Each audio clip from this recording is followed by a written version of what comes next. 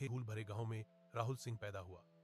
उसका घर मिट्टी और गोबर से बना था। छत से धूप छनकर अंदर गिरती थी। पिता की मौत वह बचपन में ही देख चुका था। एक निर्माण स्थल पर हादसा और उसके बाद सिर्फ चुप्पी। घर में अब सिर्फ वह और उसकी मां सविता थे। सविता दूसरों के घरों में कपड़े धोती थी।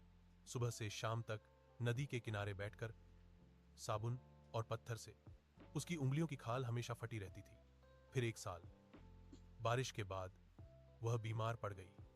सांस तेज हो गई, सीने में दर्द रहने लगा।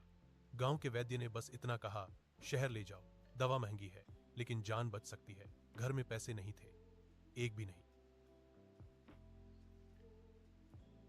राहुल गांव के सबसे बड़े मकान के सामने खड़ा हुआ। वहां फैक्ट्री का मालिक विक्रम मल्होत्रा रहता था। बड़ा फाटक, अंदर संगमरमर का आंगन, छत से घूमता पंखा। राहुल जमीन पर बैठ गया, हाथ जोड़ लिए। बोला कि मां मर रही है, उधार दे दीजिए, जिंदगी भर काम करूंगा। विक्रम ने उसकी तरफ देखा तक नहीं, इशारा किया। दो आदमी आए, राहुल को घसीटकर आंगन में ले गए। लाठियां पड़ी, धूल उड़ी, उसका चेहरा जमीन में दबा दिया गया। किसी ने हंसते हुए कहा, गरीबों की उम्र भी क्या बढ़ानी। फाटक बंद हुआ। राहुल सड़क पर पड़ा रहा। उसी रात दिए की कमजोर रोशनी में सविता की सांस रुक गई। राहुल ने उसे पकड़े रखा देर तक। सुबह नदी किनारे उसने अकेले उसका अंतिम संस्कार किया। धुआं आसमान में घुल गया, उसकी आंखों से आंसू नहीं निकले।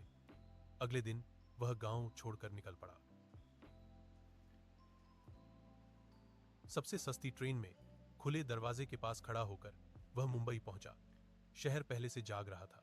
शोर, भीड़, बदबू और उम्मीद, सब एक साथ। उसने निर्माण स्थल पर काम किया।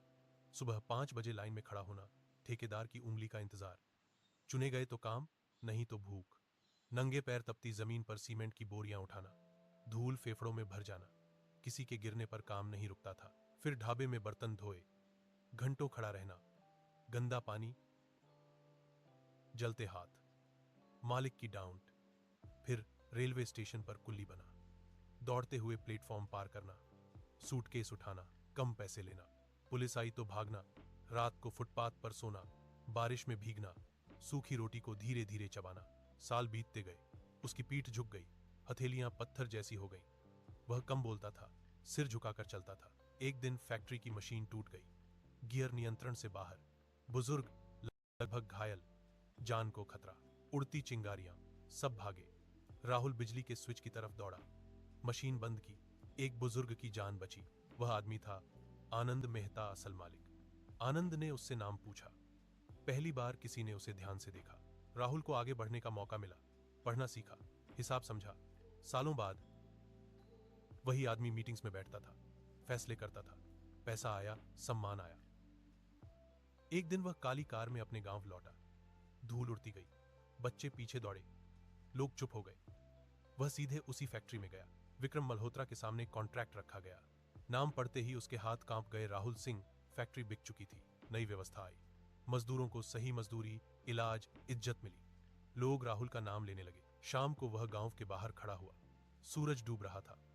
उसने मन ही मन कहा, मां, मैंने जिंदगी घुटनों पर नहीं जी,